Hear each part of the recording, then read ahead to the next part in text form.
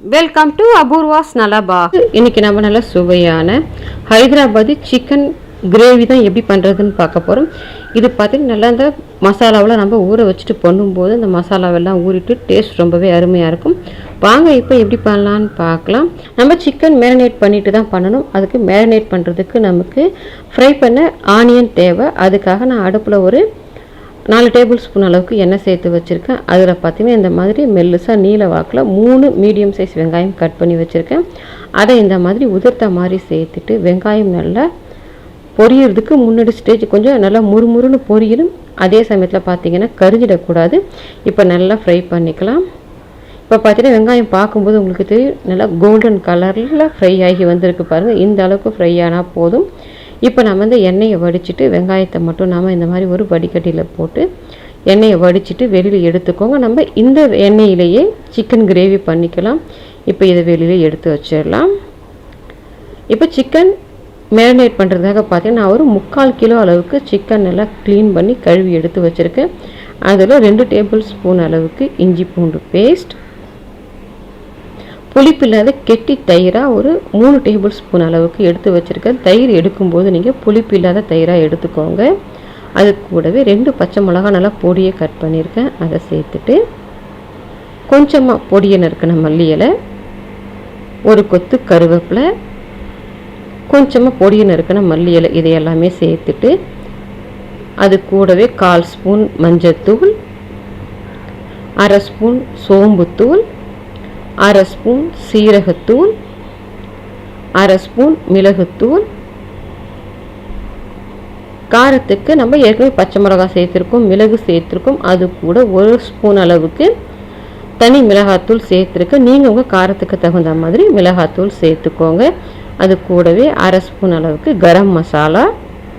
இந்த சிக்கன் ஃப்ரைக்கு தேவையான அளவுக்கு உப்பு சேர்த்துட்டு அது கூடவே தயிர் பார்த்து நீங்கள் எடுக்கும்போது புளிப்பாக இருந்ததுன்னா லெமன் சேர்க்காதீங்க. கொஞ்சம் புளிப்பில் தயிராக இருந்துச்சுன்னா மட்டும் 1/2 லெமன் புழிஞ்சு விட்டுக்கோங்க. நீங்கள் எடுக்கிற தயிரை பொறுத்து லெமன் சேர்க்கலாமா வேணாமான்றதை முடிவு பண்ணிவிட்டு கலந்துக்கோங்க. இப்போ இதை லைட்டாக கலந்துட்டு நம்ம ஏற்கனவே வெங்காயம் ஃப்ரை பண்ணி வச்சுருக்கோம் பாருங்கள். அந்த வெங்காயத்தை எடுத்து கையில் இந்த மாதிரி நுணுக்கிற மாதிரி இது கூடவே போட்டுக்கோங்க. இப்போ வந்து நுணுக்கிற மாதிரி சேர்த்துட்டு இந்த வெங்காயமும் இது கூடவே சேர்த்து நல்லா கலந்து விட்டுக்கோங்க. இந்த மாதிரி நல்லா கலந்து விட்டுட்டு நம்ம மேரினேட் பண்ணும்போது மசாலா வெளில இந்த சிக்கனில் நல்லா ஏறி இருக்கும்.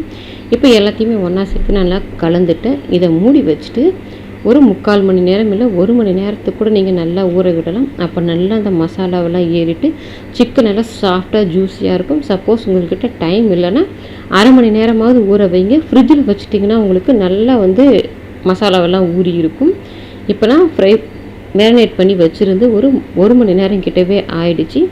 இப்போ நல்லா மேரினேட் ஆகி இருக்குது. இப்போ நம்ம சிக்கன் கிரேவி பண்ணிக்கலாம். இப்போ பார்த்தீங்கன்னா நம்ம அந்த வெங்காயம் பொரிச்ச எண்ணெய் இருந்தது பாருங்கள், அது அதிகமாக இருந்ததுனால கொஞ்சம் அதில் எடுத்துகிட்டு மிச்சத்தை வச்சுருக்கேன்.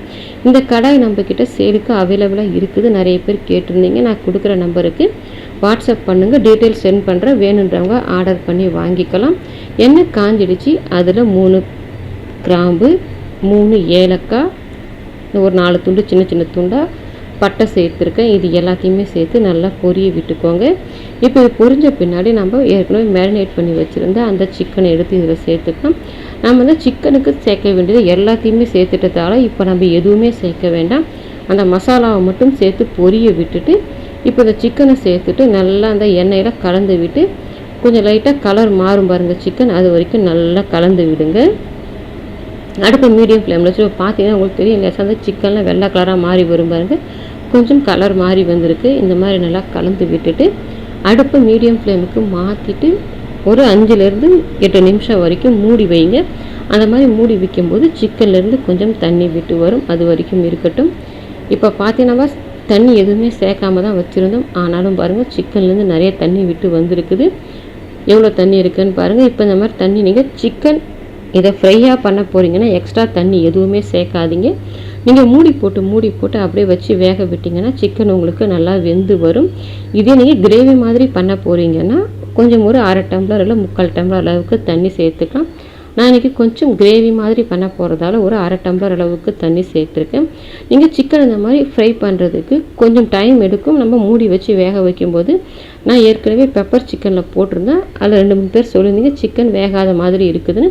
நீங்கள் கொஞ்சம் பெரிய பெரிய பீசஸாக போட்டுட்டிங்கன்னா கூட நம்ம தண்ணி ஊற்றாத வேக வைக்கும்போது உங்களுக்கு கொஞ்சம் வேகாத மாதிரி இருக்கும். நீங்கள் கொஞ்சம் தண்ணி பெரிய பீசஸாக போட்டிங்கன்னா கொஞ்சம் தண்ணி ஊற்றி வேக விட்டுக்கோங்க. இப்போ பார்த்தீங்கன்னா மூடி வச்சுருந்து கொஞ்சம் நேரமாகுது, நல்லா கொதி வந்துடுச்சு. இதை நீங்கள் அப்படியே வச்சுருந்தீங்கன்னா கொஞ்சம் நேரத்துக்கு ஒரு முறை கலந்து விடுங்க, இல்லைனா அடி பிடிச்சிடும். இப்போ நம்ம கலந்து விட்டு மூடி போட்டுட்டு ஒரு 20லேருந்து 25 நிமிஷத்துக்கு எடை எடுத்து கலந்து விட்டிங்கன்னா உங்களுக்கு நல்லா எண்ணெயெல்லாம் பிரிஞ்சுட்டு கிரேவி ரெடி ஆகிடும். அப்படியே இருக்கட்டும். இப்போ பார்த்தீங்கன்னா ஒரு 25 நிமிஷம் கிட்டவே ஆயிடுச்சு. நல்லா எண்ணெயெல்லாம் பிரிஞ்சு கிரேவி ரெடி ஆகிடுச்சு பாருங்கள். இப்போ பார்த்தா நான் கொஞ்சம் கிரேவி மாதிரி பண்ணியிருக்கேன். ரொம்பவும் தண்ணியான கிரேவியாக இல்லாமல் கொஞ்சம் செமி கிரேவியாக பண்ணியிருக்கேன்.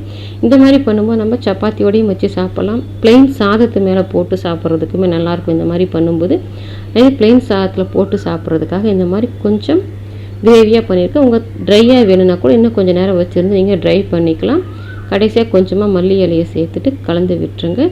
நமக்கு நல்ல சுவையான ஹைதராபாதி சிக்கன் கிரேவி ரெடி ஆகிடுச்சு. இது நீங்கள் ப்ளெயின் சாதம், சப்பாத்தி, பரோட்டா எல்லாத்தோடையுமே வச்சு சாப்பிட்றதுக்கு ரொம்பவே அருமையாக இருக்கும். ட்ரை பண்ணி பாருங்கள். ட்ரை பண்ணி பார்த்துட்டு எப்படி வந்ததுன்றதை கமெண்ட் செக்ஷனில் சொல்லுங்கள். லைக் பண்ணுங்கள், ஷேர் பண்ணுங்கள். அபூர்வாஸ் நலபாகத்துக்கு சப்ஸ்கிரைப் பண்ணுங்கள். கூடவே பெல் பட்டனை கிளிக் பண்ணுங்கள். அப்போ தான் என்னோடய அப்லோட்ஸ்லாம் உங்களுக்கு உடனடியாக கிடைக்கும்.